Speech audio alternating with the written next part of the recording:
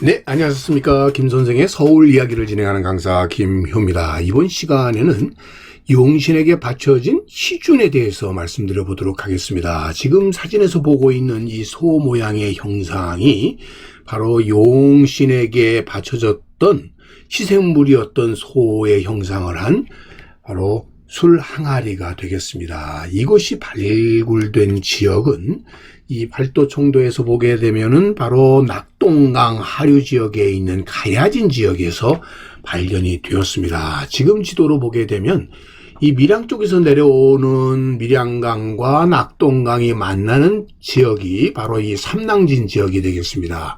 이 삼남진 지역은 예로부터 중요한 이곳에 조창이 있었던 곳이기도 하고요. 거기다가 영남 대로의 중심 통로였기 때문에 자건광이라고 하는 관아가 소위 문이 있었고, 이것을 쭉 내려와서 만나는 곳이 바로 가야진이 되겠습니다. 일찍이 신라가 가야와의 교류를 위한 소위 나루가 있었다. 그래서 가야진이라고 하는 나루 진자를 써서 진이 바로 이곳에서 조금 전에 보셨던 바로 이러한 희준이 발굴이 된 것이죠. 당시에 제기로 썼다는 것을 확인해 볼 수가 있겠고요. 자건관 근처에 있었던 이 후조창의 예터의 일련의 이러한 비들과 당시의 영세 불망비 등을 통해서 이 지역이 얼마나 그 당시에 중요했었는가를 확인해 볼 수가 있겠습니다. 자, 지금 사진으로 보게 되면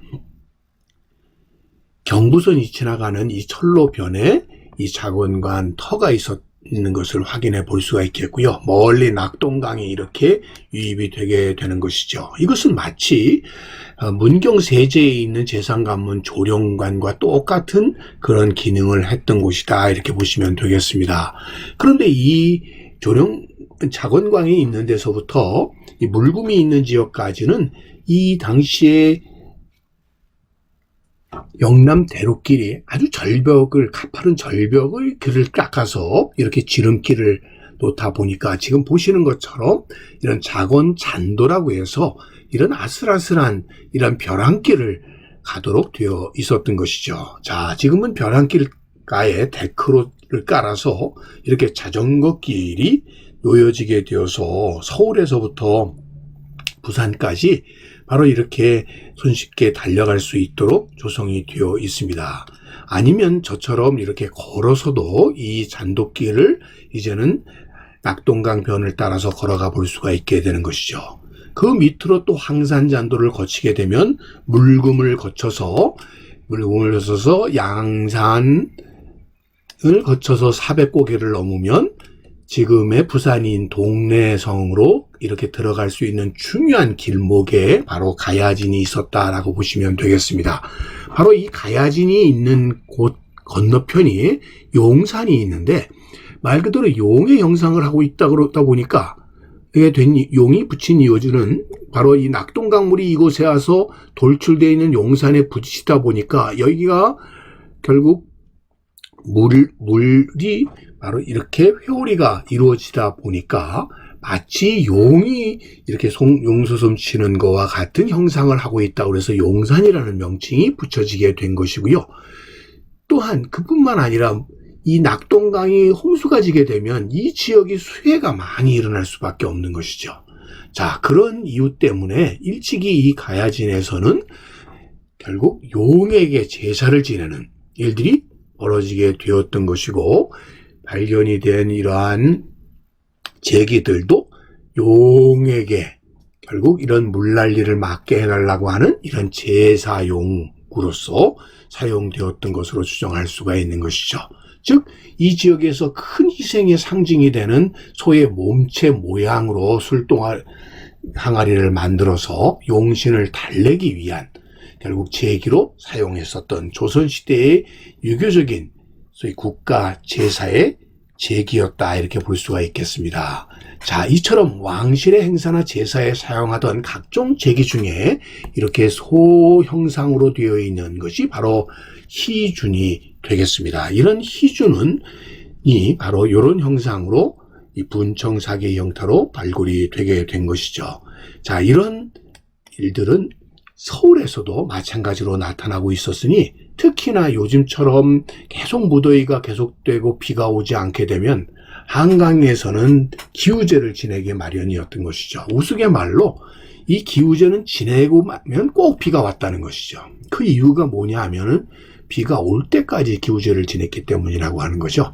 자, 지금 보시면 12군데에서 이렇게 제를 지내는데 이것으로 비가 오지 않게 되면 이것을 반복해서 지내도록 되어 있었고 그 장소 또한 아주 여러 곳으로 옮겨 다니면서 제를 지냈다는 것을 알 수 있습니다. 그 중에서 주목되는 것이 용산강, 또 풍운뇌우, 산천단, 우사단 뭐 이런 명칭들이 나오고요. 용산강, 저자도, 풍운뇌우, 산천단, 우사단 이런 게 반복되고 나오고 있는데 바로 이것이 용산 일대의 한강변 지역이 되겠습니다. 이렇게 조선시대에는 유교적인 제례로서 이것이 기우제가 지내지게 되었고요. 특히 꼭 등장하게 되는 것이 바로 이 용의 그림, 특히 운용도가 그려지게 마련인데 이 그림에서도 보면 수탁